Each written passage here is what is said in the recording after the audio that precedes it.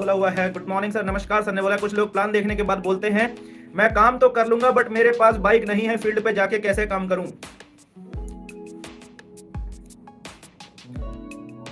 देखो ऐसा है ना, बात हमारे समझाने के तरीके में, फिर से वही बात आती है घूम फिर के कि बात हमारे समझाने के तरीके में आती है। बोला बाइक तो छोड़िए आप, लेकिन इस बिजनेस को करने के लिए आपके पास बाइक तो छोड़ो, हाथ भी अगर नहीं है तब भी आप इस बिजनेस को कर सकते हैं।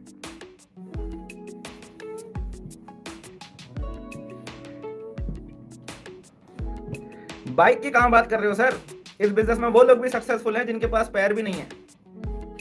बोला it's not about bike, it's about system. Sir इस बिजनेस के अंदर सक्सेस होने के लिए जो भी काम करने होते हैं उनमें से कोई भी काम ऐसा नहीं है जिस काम को करने के लिए बोला जाए कि भाई इस काम के लिए बाइक जरूरी है, अगर बाइक नहीं होगी तो ये काम नहीं हो सकता। ऐसा कोई भी काम इस बिजनेस के अंदर में नहीं है। पहली बात तो ये कोई डिलीवरी बॉय का काम थोड़ी है, जैसे पिज्जा डिलीवरी बॉय होते हैं ना, और आपको जॉब तभी मिलेगी जब आपके पास अपना पर्सनल व्हीकल होगा।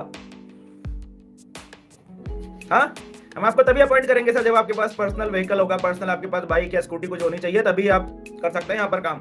इसे कोई पिज्जा डिलीवरी बॉय का काम थोड़ी है ये।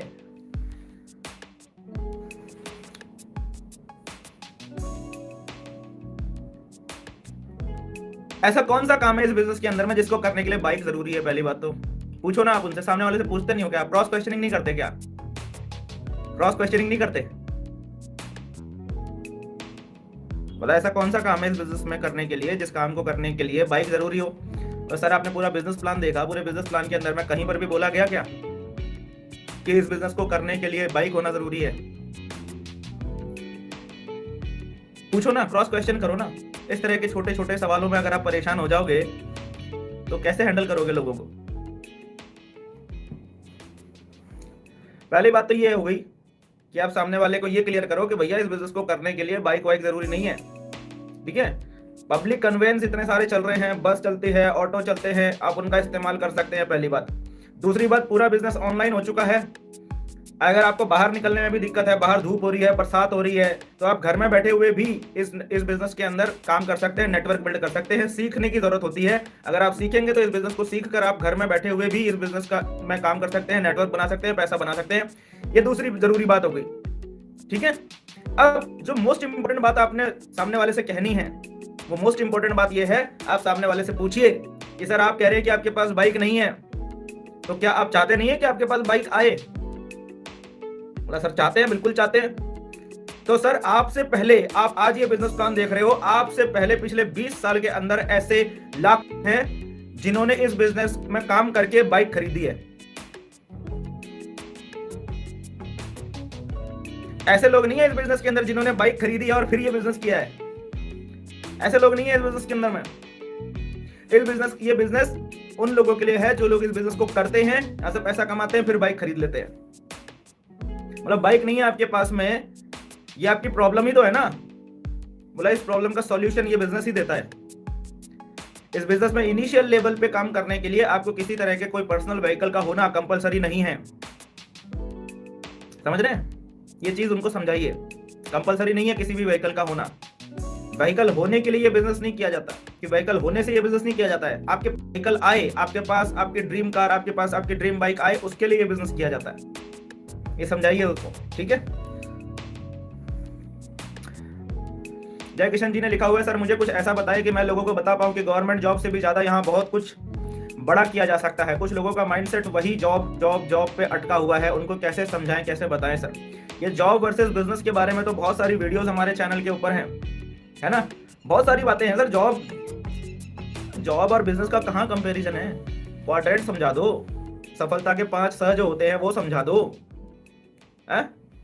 जॉब वालों को तो समाज में 2 प्रकार के लोग होते हैं, वो समझा दो। इतने सारे टूल्स हैं, ये सारे के सारे टूल्स हैं जो हम जॉब वर्सेस बिजनेस को आपस में कंपेयर करके समझाने की कोशिश करते हैं। ये टूल्स, ये वीडियोस अपलोडेड है हमारे चैनल के ऊपर, ऑलरेडी लाखों लोगों ने देखी हैं, कई बार रीअपलोड करके, ताकि हमारे न्यू सब्सक्राइबर्स को भी वो जानकारी मिलती रहे। उनको रीअपलोड करके कई बार अपलोड किया है, अभी भी हमारे चैनल के ऊपर अपलोडेड है। वो वीडियोस देखते नहीं हो क्या? उन्हें देखो, वो किस लिए अपलोड किए गए हैं, ताकि आप उन्हें चीजें समझें और समझ के उनको ग्राउंड में जो है लोगों को बताएं। क्वाड्रेंट है, इतना बढ़िया टूल है। किसी को क्वाड्रेंट समझा दो, जॉब क्लास वाले व्यक्ति को। हमें समझाने की प्रैक्टिस तो करनी पड़ेगी ना। हम जब तक समझाने की प्रैक्टिस नहीं करेंगे तब तक होगा कुछ नहीं। और वर्बली काम नहीं होता। हम लोग क्या है, हम में से बहुत सारे लोग होते हैं वर्बली काम कर रहे होते हैं। काम वर्बली नहीं होता है। आपके पास में एक पैड होना चाहिए, लगभग इतना बड़ा तकरीबन इतना बड़ा एक पैड होना चाहिए आपके पास में, राइटिंग पैड इतना बड़ा तकरीबन, इतना छोटा नहीं, जैसे पॉकेट साइज वाला नहीं और इतना बड़ा भी नहीं कि आप उसके ऊपर पेंटिंग कर रहे हो वो कहीं फिट भी नहीं हो रहा। इतना तकरीबन मीडियम साइज का एक आपके पास में राइटिंग पैड होना चाहिए। तकरीबन इतना उसकी अगर मोटाई हो तो बढ़िया है, ज्यादा मोटा भी नहीं होना चाहिए, ठीक है, इतनी उसकी मोटाई हो। ऐसा एक राइटिंग पैड अपने पास में लेकर चलो। और वो पैड जो होता है ना, वो बिना लाइनिंग वाला लेना, कहीं भी स्टेशनरी की दुकान में मिल जाएगा। उसके ऊपर समझाओ लोगों को, क्वाड्रेंट समझाओ। कोई भी जॉब क्लास व्यक्ति है, क्वाड्रेंट समझाओ तो सही।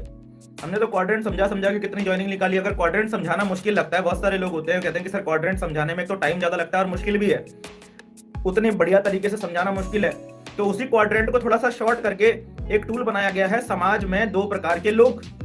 वो समझा लो, वो तो 2 मिनट में समझाया जा सकता है। इधर समाज में 2 प्रकार के लोग होते हैं। मैं थोड़ा सा यहाँ पर वर्बली बता रहा हूँ, लेकिन आप लोगों ने वर्बली नहीं बताना है। आप लोगों ने पैड का इस्तेमाल करके, राइटिंग पैड्स का इस्तेमाल कीजिए। लैपटॉप का इस्तेमाल भी मैं आपको थोड़ा मना ही करूंगा कि उतना प्रेजेंटेशन के लिए आप लैपटॉप का इस्तेमाल करें, अच्छी बात है। या आप जो है कोई वीडियो क्लिप दिखानी है, इमेजेस पीडीएफ दिखाने, तो उसके लिए आप अगर लैपटॉप का इस्तेमाल करते हैं चलो चलेगा। लेकिन जब फॉलोअप में आप कोई चीज एक्सप्लेन कर रहे हैं, जैसे आप क्वाड्रेंट एक्सप्लेन कर रहे हैं या महंगाई आप एक्सप्लेन कर रहे हैं, तो इसके लिए मैं आपको सजेस्ट करूंगा पर्सनली कि आप राइटिंग पैड्स का इस्तेमाल कीजिए। सामने वाले का फोकस ज्यादा अच्छे से बनता है जब आप राइटिंग पैड पे चीजें समझा रहे होते हैं, ठीक है।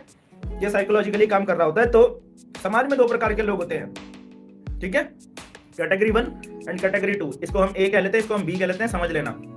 ये है काम करने वाले लोग, ये है ए कैटेगरी, काम करने वाले लोग, और ये है बी कैटेगरी। ये लेफ्ट साइड वाले लोग हैं, काम करने वाले लोग, और ये राइट साइड वाले लोग हैं, काम करवाने वाले लोग। समाज में सिर्फ 2 ही तरीके के लोग हैं। एक तीसरी कैटेगरी भी है जो किसी काम की नहीं है, निकम्मे लोग। तो उनको हमको इस बिजनेस में लाना भी नहीं है, उन पे हमने अपना टाइम लगाना भी नहीं है निकम्मों पे। तो ये निकम्मों को हटा दिया जाए तो समाज में 2 ही प्रकार के लोग हैं, काम करने वाले लोग और काम करवाने वाले लोग।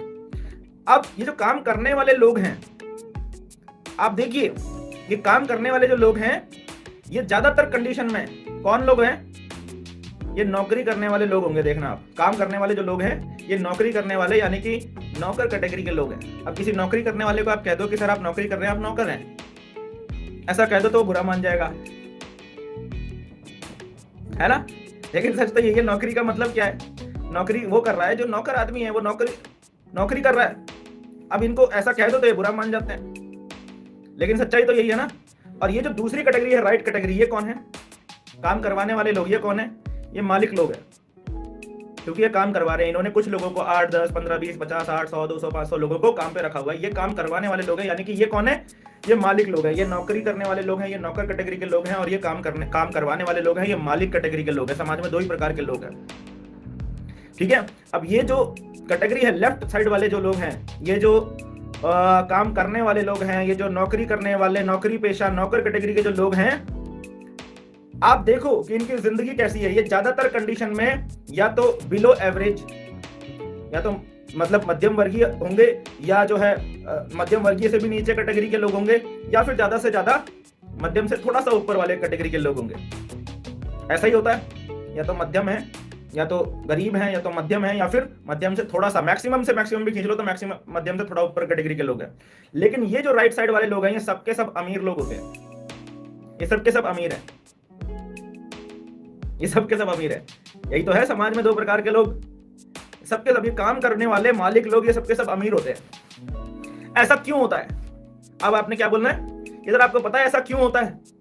सर आपको पता है ऐसा क्यों होता है कि जो नौकरी करने वाले लोग हैं ये सिर्फ मध्यम वर्गीय पर ही क्यों अटके रह जाते हैं, और ये जो काम करवाने वाले लोग हैं ये अमीर कैसे बन जाते हैं? आपको पता है क्यों होता है ऐसा? ऐसा इसलिए होता है क्योंकि ये जो काम करने वाले, ये जो नौकरी करने वाले, जो गरीब और मध्यम वर्गीय कैटेगरी के लोग हैं, ये जिंदगी भर अकेले काम करते रहते हैं, जिंदगी भर अकेले काम करते रहते हैं। और ये जो काम करवाने वाले लोग हैं, ये अकेले काम नहीं करते हैं, ये टीम बना के काम करते हैं। ये टीम बनाते हैं, बार बार टीम बनाते हैं, ये टीम बना के काम करते हैं। ये लेफ्ट साइड वाले जो कैटेगरी ए के लोग हैं ये अपना समय बेचकर पैसा कमाते हैं, और ये जो राइट साइड वाले लोग हैं ये दूसरों के समय को खरीद के पैसा कमाते हैं। एम आई राइट सर? क्या मैं गलत बोल रहा हूँ? बीच बीच में पूछते रहना क्या सर मैं गलत बोल रहा हूँ कि सही बोल रहा हूँ? तो सर बात तो सही है, बात तो सही है ना। अब यहां से आगे आपने मुद्दे की बात बतानी है। आपको पता है सर, समाज को अगर हम इन दो भागों में डिवाइड कर दें, समाज को जब हम इन दो मेजर पार्ट्स में डिवाइड करते हैं तो एक बहुत ही खतरनाक आंकड़ा सामने आता है, और वो आंकड़ा ये निकल कर आता है कि सर समाज के 95% लोग इस लेफ्ट साइड में हैं और समाज के सिर्फ 5% लोग इस राइट साइड में हैं। आपको पता था सर? आज से पहले ये बात आपको पता थी?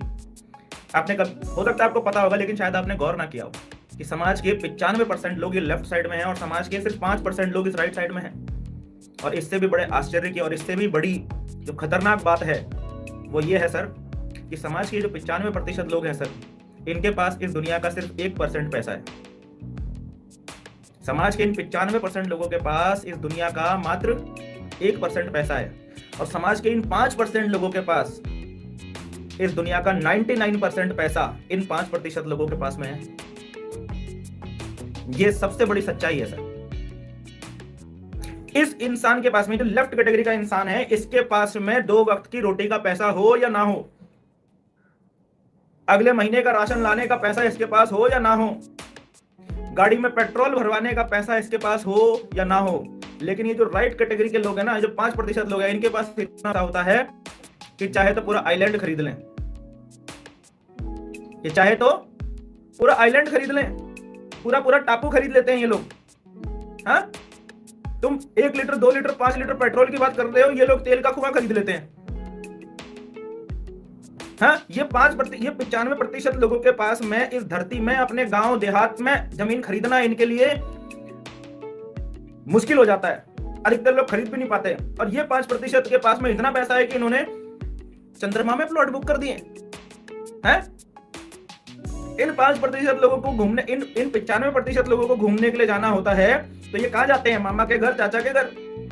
वैकेशंस मनानी होती हैं तो कहां जाते हैं? या तो नैनीहाल में जाते हैं, या तो फिर जो फादर की साइड है वहां चले जाते हैं। लेकिन ये जो 5% लोग होते हैं, जब इनको वैकेशन में जाना होता है ना, तो ये कहां जाते हैं? जमीन आसमान का फर्क है इनके पास में। जितना पैसा ये जो 95% लोग हैं, इन लोगों को जितना पैसा कमाने में पूरी जिंदगी निकल जाती है ना सर, उतना पैसा ये 5% लोग हर रोज कमा रहे होते हैं। बल्कि इनमें से कई तो ऐसे हैं जो घंटे में उतना पैसा कमा रहे होते हैं जितना एक आम इंसान पूरी जिंदगी में नहीं कमा सकता। और इसके पीछे जो कारण है, जो रीजन है, वो सिर्फ और सिर्फ यही है कि ये लोग अपना समय बेचकर पैसा कमाते हैं, और ये लोग दूसरों का समय खरीद कर पैसा कमाते हैं। ये लोग काम करके पैसा कमाते हैं, और ये दूसरों से काम करवा करवा के पैसा कमाते हैं। सर बड़ा सवाल ये उठता है कि आज से पहले हमको नहीं पता था कि हम कौन सी कैटेगरी में हैं। हमारे कंट्रोल में भी नहीं था, हमारे बस में भी नहीं था। अगर हमें पता भी होता तो भी हम कुछ करने की कैटेगरी में नहीं थे। लेकिन अगर आज भगवान आके आपके सामने खड़ा हो जाए और भगवान खुद आके आपसे पूछ ले, सर कि बता बच्चे कौन सी कैटेगरी में रहना है, ये रही 2 कैटेगरी, ये 95% वाली कैटेगरी है, ये 5% वाली कैटेगरी है। अगर भगवान स्वयं आके पूछे तुमसे कि बता बच्चे कौन सी कैटेगरी में जाना चाहता है, तो कौन सी कैटेगरी में रहना चाहोगे? बताओ कौन सी कैटेगरी? सामने वाला क्या बोलेगा कि सर ऑब्वियस बात है, अगर मौका मिलेगा तो इधर ही जाना चाहेंगे। बोला दैट्स द पॉइंट सर। इधर जाने के लिए हमें क्या करना पड़ेगा? इस कैटेगरी में अगर हमको लोगों से काम करवा के पैसा कमाना है तो हमें क्या करना पड़ेगा? ट्रेडिशनल मार्केट में क्या करना पड़ेगा? या तो हमें कोई बहुत बड़ी फैक्ट्री लगानी पड़ेगी, करोड़ों का इन्वेस्टमेंट करना पड़ेगा। और कोई ऑप्शन है क्या? नहीं ना। आज से पहले नहीं था सर, आज है ऑप्शन। अभी थोड़ी देर पहले मैंने जो अपॉर्चुनिटी आपसे डिस्कस करी, यही वो रास्ता है सर, जिस रास्ते पे चलकर आप अपने आप को लेफ्ट से राइट में ला सकते हैं। आपको क्या लगता है सर, आपके सामने ये अपॉर्चुनिटी मैं लेकर आया हूं क्या? मेरी क्या औकात है, मेरी क्या हैसियत है कि आपके सामने मैं ये अपॉर्चुनिटी लेकर आऊं? ये अपॉर्चुनिटी आपके सामने भगवान लेकर आया है। आपने बोला ना कि भगवान अगर आके मुझसे पूछेगा तो मैं इस राइट साइड में जाना चाहूंगा, तो जैसे ही आपने बोला कि मैं राइट साइड में जाना चाहूंगा, इसीलिए भगवान भी जानता है कि आप राइट साइड में जाना चाहते हैं। इसीलिए भगवान ने ये प्लान आपके सामने भेजा है। मैं सिर्फ एक माध्यम हूं। ये गॉड का आदेश है ये गॉड का दिखाया हुआ रास्ता है। इस रास्ते पे अगर आप चलते हैं, इस अपॉर्चुनिटी को आप अगर फॉलो करते हैं, तो आप आसानी से लेफ्ट से राइट में अपने आप को ला सकते हैं। और अगर आप आज इस मौके को छोड़ते हैं, तो आपको कल की डेट में कोई हक नहीं बनता कि आप कल की डेट में किसी को दोष दें अपनी गरीबी के लिए, अपनी तकलीफ के लिए, अपनी तंगी के लिए, पैसों की कमी के लिए, अपनी मजबूरियों के लिए, अपनी परेशानियों के लिए। आप किसी को दोष नहीं दे सकते कल की डेट में। समझ में आती है बात? ये समझाइए। This is the tool. समाज में दो प्रकार के लोग। अब आप इसमें एक स्टोरी भी ऐड कर सकते हैं, यहां पर से आगे एक स्टोरी भी आप ऐड कर सकते हैं। इसके अंदर में एक छोटी सी स्टोरी है, मैं लगातार लोगों को सुनाया करता था फॉलोअप्स में। हाँ, ये भी एक बहुत अच्छा टूल है। MLM के 4 साल और नौकरी के 40 साल, इस टूल के ऊपर भी वीडियो बनी हुई है, हमारे चैनल के ऊपर है। नौकरी के 4 साल और नौकरी के 40 साल और MLM के 4 साल, ये भी एक बहुत बढ़िया टूल है, ये भी आप समझा सकते हैं। एक स्टोरी है, मैं आपको डिस्कस करता हूं यहाँ पर, बार बार मैं लोगों को बताता था, हर बार फॉलोअप में मैं ये स्टोरी जरूर डिस्कस करता था। एक बार की बात है, एक सेठ बैठे हुए थे, ठीक है। वो सेठ अपना कुछ काम कर रहे थे, अपने ऑफिस में बैठे हुए थे, और उनके जस्ट बगल में थोड़ा सा डिस्टेंस में, 4-5 फीट के डिस्टेंस में उनका क्लर्क वहां पर, उनका मुनीम वहां पर बैठा हुआ था, ठीक है। तो क्या होता है कि एक आदमी आता है सेठ के पास में, और सेठ से बोलता है कि मुझे 5,000 रुपए उधार दे दो। क्या बोलता है कि मुझे 5,000 रुपए उधार दे दो। वो सेठ बोलता है क्या करेगा तू इस 5,000 से? बोलता है मैं एक पान का खोखा लगाऊंगा, और जब मैं उस पान के खोखे को लगाऊंगा और जब मैं वहां से पैसा कमाऊंगा, तो उसी पैसे से मैं थोड़ा थोड़ा करके आपका पैसा लौटा दूंगा। वो सेठ बोलता है यार ऐसा है कि मैं तुझे पैसा नहीं दे सकता, बुरा मत मानना, लेकिन sorry I can't help you, कहीं और से जुगाड़ कर ले। वो आदमी चला जाता है। अब वो मुनीम जो होता है वो देखता है बॉस को, बोलता है, वो सोचता है मन ही मन में कि यार बताओ यार, 5,000 की तो बात थी, वैसे तो इतना दानवीर बने फिरते हैं ये, 5,000 की बात थी, दे क्यों नहीं दिया उसको? लेकिन पूछता नहीं है अभी कुछ। अब थोड़ी देर के बाद क्या होता है, अभी वो आदमी बाहर निकला ही था गेट से, 5 मिनट के अंदर एक दूसरा आदमी आता है गेट के अंदर में। वो सेठ से कहता है कि मुझे 5 लाख रुपए दे दो। अब सेठ उससे भी यही सवाल पूछता है कि भाई साहब आप इस 5 लाख रुपए से क्या करोगे? तो वो कहता है देखो ऐसा है, इस पूरे इलाके में मैंने पूरे मार्केट की स्टडी कर रखी है, इस पूरे इलाके में 100 पेट्रोल पंप है, 100 पेट्रोल पंप, और हर एक पेट्रोल पंप के आगे मैं एक पान का खोखा लगाने वाला हूं, यानी कि मैं 100 पान के खोखे लगाने वाला हूं, और ये 100 पान के खोखों से जो मुझे इनकम होगी, इससे मैं आपको आपका पैसा लौटा दूंगा।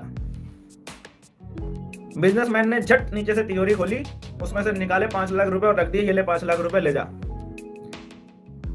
वो आदमी चला गया वहां से। अब वो जो बगल में मुनीम बैठा हुआ था, उसको ये बात पल्ले नहीं पड़ी, ये क्या हुआ करके, उसके ऊपर से बाउंस कर गई ये बात।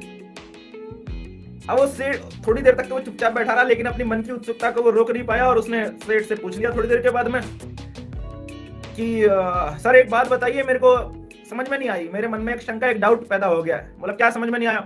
बोला सर देखिए, अभी थोड़ी देर पहले एक आदमी आया था, उसे भी पान का खोखा ही लगाना था, और वो बेचारा तो आपसे सिर्फ 5,000 रुपए मांग रहा था, और वो भी आपको यही बोल रहा था कि पान के खोखों से जो मुझे कमाई होगी उसमें आपको, उसमें से जो मुनाफा होगा मैं आपको लौटा दूंगा। उसको आपने 5,000 रुपए नहीं दिए। लेकिन अभी आदमी आया, उसने भी सेम बात बोली कि मैं भी पान के खोखे लगाऊंगा, और उसने आपसे 5,000 नहीं बल्कि 5 लाख रुपए मांगे, और उसने भी आपसे यही बोला कि इस पान के खोखे से जो मुझे कमाई होगी उससे मैं आपको लौटा दूंगा, और उसको आपने 5 लाख रुपए दे दिए। बोला ये बात मेरे पल्ले नहीं आई, पहले वाले आदमी को आपने 5,000 रुपए भी नहीं दिए उसी काम के लिए, और दूसरे आदमी को आपने 5 लाख दे दिए, ये बात मेरी समझ में नहीं आई। तो वो जो बिजनेसमैन था, जो सेठ था, वो बोला कि अगर ये बात तेरी समझ में आ जाती ना, तो तू वहां नहीं बैठा होता, मेरी जगह बैठा होता। आप लोगों को ये बात समझ में आई क्या? आप लोगों को आई ये बात समझ में? बस यस और नो करके बता दीजिए। इसका लॉजिक, इसका रीजन समझ में आया क्या? सेठ ने क्या बोला? सेठ ने बोला कि अगर ये बात तेरी समझ में आ जाती ना, तो आज तू वहां पर बैठा हुआ मुनीमगिरी नहीं कर रहा होता, तू मेरी कुर्सी पर मेरी जगह बैठा होता, तू भी मेरी तरह एक सक्सेसफुल बिजनेसमैन बन गया होता। आ गई बात समझ में? तो मुझे समझाने की जरूरत नहीं है फिर।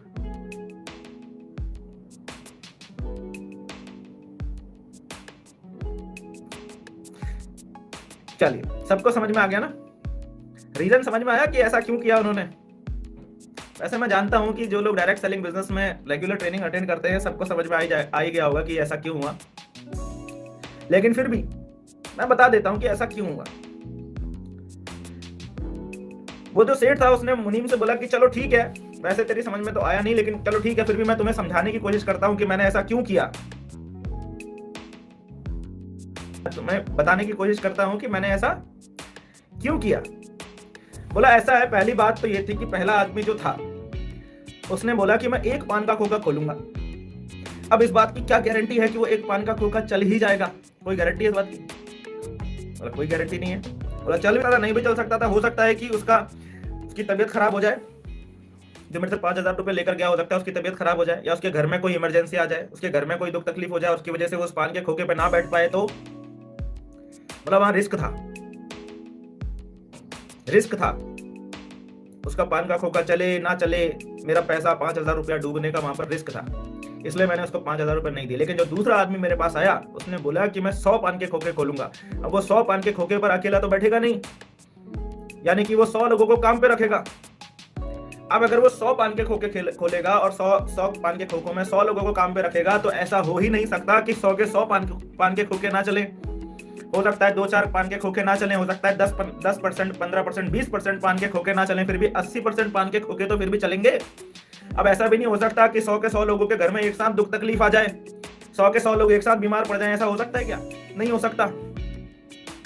100 के 100 लोग एक साथ उनके घर में कोई इमरजेंसी आ जाए, या 100 के 100 लोग एक साथ एक ही दिन एक साथ पान के खोखे बंद कर दें, ऐसा हो सकता है क्या? नहीं हो सकता। यानी कि इस बात की गारंटी है कि वहां पर जो मैंने इसको 5 लाख रुपया दिया वो मेरा डूबने वाला नहीं है, वहां से मेरा पैसा मुझे रिटर्न पक्का मिल जाएगा, इस बात की गारंटी थी, इसलिए मैंने उसको 5 लाख रुपए दे दिए।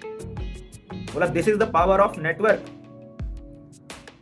जो लोग अकेले काम करते रहते हैं उनकी जिंदगी हमेशा रिस्क पे चलती रहती है, तलवार की नोक पर चलती रहती है। जो हमेशा जिंदगी में अकेले काम करते रहते हैं, जब तक काम कर रहे हैं पैसा आ रहा है, और जिस दिन कोई ऐसा कारण बन गया जिस कारण की वजह से वो आदमी काम नहीं कर पाया, चाहे वो फिजिकली कोई रीजन बने, चाहे वो मेडिकल कोई कंडीशन बन जाए, चाहे वो कोई कल्चरल रीजन बन जाए, किसी तरह का कोई भी रीजन बन जाए, किसी भी कारण की वजह से अगर वो काम कर पाने की स्थिति में ना रहा, तो उसका पैसा हो जाएगा, इनकम हो जाएगी बंद।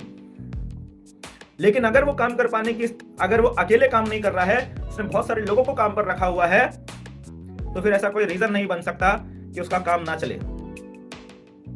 And that is the reason कि जो लोग काम करवाने वाली कैटेगरी में जो लोग होते हैं, जो टीम बना के काम करते हैं, वो हमेशा अमीर होते हैं, यही उसका कारण है। इसीलिए जीवन में अगर एक्चुअल में अगर सुरक्षित भविष्य किसी इंसान को चाहिए, तो उसे काम कुछ ऐसा करना चाहिए कि जहां पर बहुत सारे लोगों के काम करने से उसके पास में इनकम आ रही हो, उसी को एक्चुअल में सुरक्षित भविष्य कहा जाता है। और ये पूरी दुनिया का सत्य है। समझ में आ गया? चलिए, बस यही समझा देना, ये वीडियो मत दिखाना कि पता चला ये वीडियो को कट किया और इसी को उठा के दिखा दिया कि ये देखो, इसको समझो सर, ऐसा मत करना। जो मैंने समझाया उसकी प्रैक्टिस करना और उसको खुद समझाना, क्योंकि सबसे मोस्ट इंपॉर्टेंट फैक्टर अगर किसी कन्वर्जन में है तो वो आप हैं। अगर ये काबिलियत, ये कौशल्य आप अपने अंदर डेवलप करेंगे, तो लोग आप पे भरोसा करेंगे, लोग आपकी रेस्पेक्ट करेंगे, लोग आपकी इज्जत करेंगे, और लोग आपके साथ में जुड़ेंगे। लोग अपने लोगों को भी आपके साथ बैठाना पसंद करेंगे, इनके साथ बैठो, ये हमारे सीनियर्स हैं, ये हमारे सीनियर हैं, हम इनकी गाइडलाइन में काम करते हैं। तो ये चीजें अपने अंदर डेवलप करना, सिर्फ वीडियो कट करके मत दिखा देना, क्योंकि बहुत सारे लोग 1.5 शाणे होते हैं ना, तो वो 1.5 शाणेगिरी मत करना बस, ठीक है। अजीत कुमार सर है यहाँ पर हमारे साथ में, औरंगाबाद बिहार से, डीएक्सन कंपनी से। स्वागत है सर आपका, गुड मॉर्निंग, नमस्कार। जयराम प्रजापति सर है हमारे साथ में, Jairam Prajapati aspire to inspire sir है हमारे साथ में यहाँ पर फरीदाबाद से। स्वागत है सर आपका, गुड मॉर्निंग, नमस्कार। एक बात मुझे बताइए, क्या आप लोग एस्पायर टू इंस्पायर का मतलब समझते हैं? काफी समय पहले कुछ लीडर्स मेरे से सवाल करते थे कि सर एस्पायर टू इंस्पायर का मतलब क्या होता है? आप लोग समझते हैं एस्पायर टू इंस्पायर का मतलब क्या होता है? कितने लोग नहीं जानते, बताइए जल्दी से मुझे बताइए, कितने लोग नहीं जानते कि एस्पायर टू इंस्पायर का मतलब क्या होता है? जिनको नहीं पता है उनको मैं बता दूंगा, अगर आप में से कुछ लोग ऐसे हैं जिनको नहीं पता तो, है ना। कुछ लोग कंफ्यूज होते हैं कि यार ये क्या नाम है, ये कैसा नाम है चैनल का, अजीब सा, इतना बड़ा सा है। इंस्पायर तो समझते हैं ना, एस्पायर का मतलब होता है ASPIRE, एस्पायर का मतलब होता है तीव्र इच्छा, तीव्र इच्छा, तीव्र शक्ति। किसी काम को करने की आपके अंदर में जिद है, किसी काम को करना आपके लिए बहुत जरूरी हो गया है, बहुत इंपॉर्टेंट हो चुका है, उसको कहते हैं एस्पायर टू इंस्पायर। इंस्पायर करना माने प्रेरणा देना, प्रेरित करना। तो एस्पायर टू इंस्पायर का मतलब है किसी को प्रेरित करने की तीव्र इच्छा जिसके अंदर है। किसी को माने किसी एक को, या चाहे लोगों को या समाज को या किसी एक पर्टिकुलर ग्रुप ऑफ पीपल को इंस्पायर करने की तीव्र इच्छा, भूख अगर किसी के अंदर है तो वो है एस्पायर टू इंस्पायर, है ना। ये जो पंक्ति उठाई गई थी ये एक बहुत ही अच्छी मोटिवेशनल कोटेशन से उठाई गई थी। Aspire to inspire before you expire. मरने से पहले कुछ ऐसा कर जाओ कि आपका जीवन लोगों के लिए प्रेरणा बन जाए। Aspire to inspire before you expire. मरना तो है ना सबने। बाबू मोशाय, जिंदगी लंबी नहीं बड़ी होनी चाहिए, है ना। Make it big. जितना बड़ा कर सके उतना बड़ा करना चाहिए। इंस्पायर करने की तीव्र इच्छा आपके अंदर हो, सभी के अंदर होने चाहिए, सभी के अंदर, हर किसी के अंदर। That's why it is aspire to inspire, है ना। चलिए सावनी कुमारी मैम है हमारे साथ में, मिराको ग्लोबल कंपनी झारखंड लोध से। स्वागत है मैम आपका, गुड मॉर्निंग, नमस्कार। मैम ने लिखा हुआ है thank you so much sir सवाल का जवाब देने के लिए। Thank you so much ma'am. इसी तरीके से साथ में बने रहिए और अपनी पूरी टीम को भी कनेक्ट करके रखिए। मनोज कुमार आर्या सर है यहाँ पर हमारे साथ में, AWPL बिजनेस हल्द्वानी उत्तराखंड से। स्वागत है सर आपका, गुड मॉर्निंग, नमस्कार। सुधांशु दास सर है हमारे साथ में अगरतला से, my lifestyle marketing global private limited से। स्वागत है सर आपका और आपकी पूरी टीम का, गुड मॉर्निंग, नमस्कार। शिवलाल निषाद सर यहाँ पर हमारे साथ में, RCM बिजनेस रायपुर छत्तीसगढ़ से। स्वागत है सर आपका, गुड मॉर्निंग, नमस्कार। जय किशन सर ने लिखा हुआ है सर हमारी कंपनी में तो बहुत सारे प्रोडक्ट्स हैं, फील्ड करते वक्त ऐसा कौन कौन सा प्रोडक्ट साथ लेके फील्ड करूं। मान लो सर किसी को कुछ प्रॉब्लम है और वही प्रोडक्ट मेरे पास नहीं होगा तो उसको क्या बोलें। आप कोई सेल्समैन थोड़ी हो जो सर प्रोडक्ट लेके निकल रहे हो लोगों के पास में, है। मैंने देखा है बहुत सारे नेटवर्कर हैं, एक झोला टांग लेते हैं और पूरा उसको बैग के अंदर में ये वाला सप्लीमेंट, वो वाला, पेट की भी डाल ली। अभी एक यहाँ पर थोड़ी देर सुबह सुबह आता है, एक यहाँ पर, मैं तो 3rd फ्लोर में रहता हूँ, तो यहाँ पर नीचे आकर एक आदमी खड़ा हो जाता है। एक साइकिल होती है उसके पास में, डेली आता है, साइकिल होती है और साइकिल के पीछे एक पेटी बंधी रहती है उसके। उस पेटी के अंदर घुटने का दर्द, सर दर्द, बदन दर्द, बुखार, सर्दी, जुकाम, पाइल्स, सारी बीमारियों का इलाज उस पेटी में लेकर घूमता है वो। तो हम में और उसमें क्या फर्क हो गया बताइए। हम भी तो वही कर रहे हैं, क्या हम में और उसमें फर्क नहीं है। तो ये सारा ये ऐसा क्यों करते हैं आप लोग। ऐसा करते रहोगे सर कुछ नहीं होगा, समझ लेना। ऐसा अगर करोगे तो आपको डायरेक्ट सेलिंग बिजनेस के अंदर में सक्सेस नहीं मिलने वाली है। हाँ, कुछ रिटेल कस्टमर्स बना लोगे बस, उससे ज्यादा कुछ नहीं हो पाएगा। हम तो प्रोडक्ट लेकर घूमते ही नहीं है भाई। मैं तो अपने 90% लोग जिनसे मिलता हूं उनको बोल देता हूं कि सर प्रोडक्ट तो अवेलेबल ही नहीं है। ये प्रोडक्ट इतना हाईली डिमांडिंग प्रोडक्ट है, अवेलेबल ही नहीं है सर। आप बोल रहे हो प्रोवाइड कर दो, कहां से प्रोवाइड करते हैं, अवेलेबल ही नहीं है। आपको आज ऑर्डर करना पड़ेगा, आज आपको पेमेंट डालना पड़ेगा, तब जाके 8 दिन के बाद प्रोडक्ट आएगा। और अगले 2 महीने का कोटा एक साथ मंगा लेना सर। हम तो ऐसा बोलते हैं। क्या लगता है ये तरीका काम करता होगा कि नहीं करता होगा। फाड़ के काम करता है ये तरीका। We are not salesman, we are advisers. तो अपना पोस्चर डाउन नहीं करना है हमें किसी भी कंडीशन में। आपका पोस्चर डाउन नहीं होना चाहिए, समझ में आया।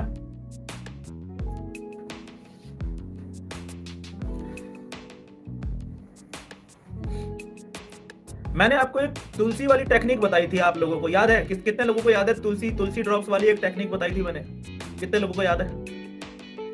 कई बार बता चुका हूं, एक बार भी नहीं, कई बार बता चुका हूं कि आप एक छोटा सा प्रोडक्ट अपने पास में रखो एंट्री करने के लिए। किसी के घर में एंट्री करने के लिए एक छोटा सा प्रोडक्ट अपने पास में रखो।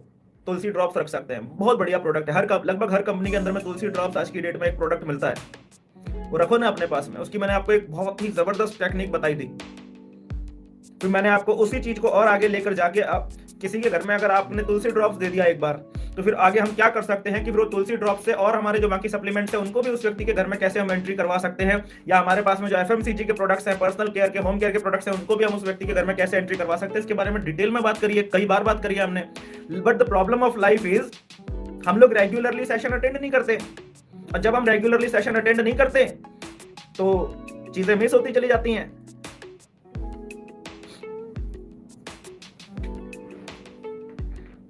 किसी को कुछ भी प्रॉब्लम है, वो प्रोडक्ट आपके पास में उस समय नहीं होना चाहिए। आप कह रहे हो ना कि सर मान लो किसी को कुछ प्रॉब्लम है और वही प्रोडक्ट मेरे पास नहीं होगा तो क्या बोलें, मतलब आप ये चाह रहे हो कि जो जिसको भी प्रॉब्लम हो उसके पास उस समय मेरे पास वो प्रोडक्ट अवेलेबल हो, तो आपके पास जितना अवेलेबल होगा उतना ही बिकेगा। आपके पास आप अपनी बैग में कितने डब्बे कैरी कर सकते हो बताओ? एक डब्बा ही तो कैरी कर सकते हो, ज्यादा से ज्यादा 2 डब्बे। तो अगर आपके पास में अवेलेबल हुआ तो सामने वाला कितना ले लेगा? 1 डब्बा 2 डब्बा। अवेलेबल नहीं हुआ और आपने कह दिया सर ये तो अवेलेबल ही नहीं रहता, ये इतना हाईली डिमांडिंग प्रोडक्ट है, क्या बात कर रहे हो सर? हलवा समझा है क्या? फार्मा का प्रोडक्ट समझा है क्या जो हर दूसरी तीसरी केमिस्ट की दुकान में मिलेगा? क्या बात कर रहे हो सर? मतलब आपको समझ में ही नहीं आया? सर ये तो इतना नेचुरल प्रोडक्ट है कि टॉप क्लास लोग इसको पहले से बुक करवा के रखते हैं, ये आता है तुरंत बिक जाता है, एडवांस बुकिंग। जैसे अभी केजीएफ चैप्टर 2 रिलीज, हाँ इतना हाई डिमांड, इतनी हाइप, उसकी रिलीज होने से पहले ही सारे शो हाउसफुल। उससे पहले आरआरआर आई थी, उसने भी ऐसे किया था, सारे शो हाउसफुल। तो अपने प्रोडक्ट की डिमांड, अपने प्रोडक्ट की हाइप बनाओ।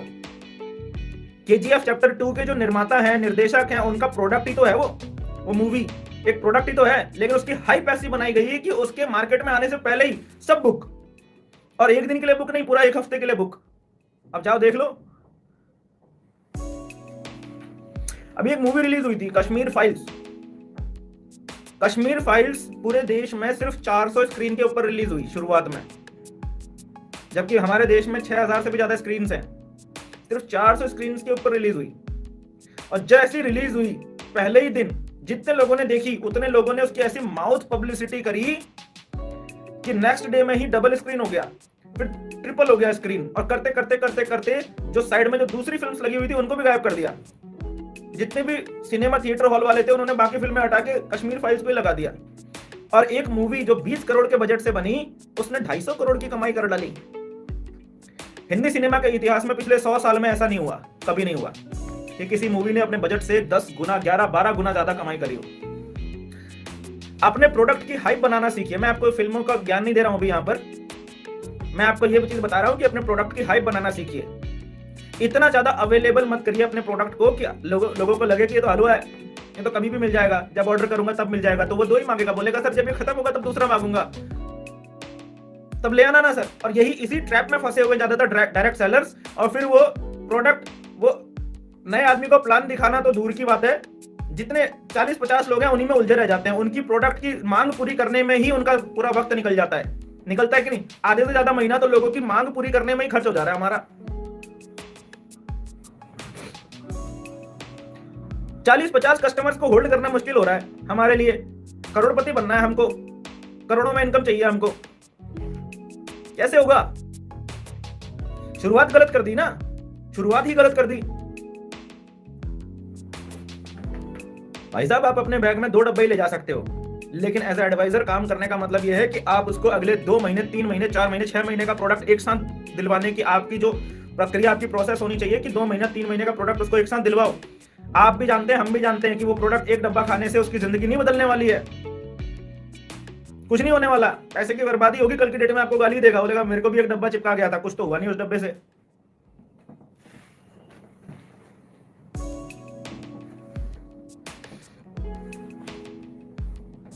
प्रोडक्ट अपने साथ में लेकर मत घूमो, ठीक है?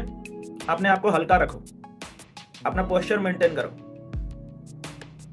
लोगों से बात करो, उनकी प्रॉब्लम्स के ऊपर डिस्कस करो, उनकी प्रॉब्लम्स के और डेप्थ में जाओ। और जरूरी नहीं जो भी आदमी आपको बीमार मिल रहा है उसको आप प्रोडक्ट ही चिपकाओ, ऐसा जरूरी नहीं है। कई लोगों की बीमारियां तो सिर्फ इस वजह से, उनके वो बीमारी का घर, उनका शरीर सिर्फ इस वजह से बना हुआ है क्योंकि वो पानी नहीं पी रहा है, पानी नहीं पीता वो। कई लोगों का शरीर बीमारियों का घर इसलिए बना हुआ है क्योंकि वो सात्विक भोजन खाता ही नहीं है, वो हमेशा तामसिक भोजन खाता है। सुबह भी तामसिक खाया, दिन में भी तामसिक खाया, रात में भी तामसिक खाया। अब जब तामसिक भोजन अंदर जाता रहेगा तो कभी तो शरीर अंदर से बोलेगा ना कि बस बहुत हो गया, अब और नहीं झेल सकता मैं।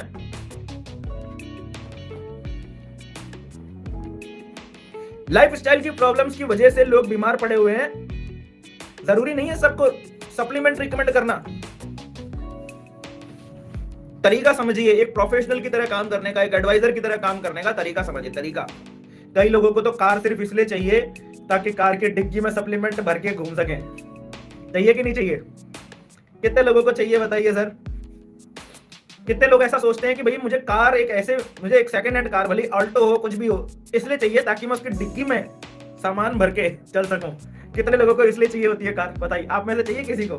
आप में से कोई है जो ऐसा सोचता है?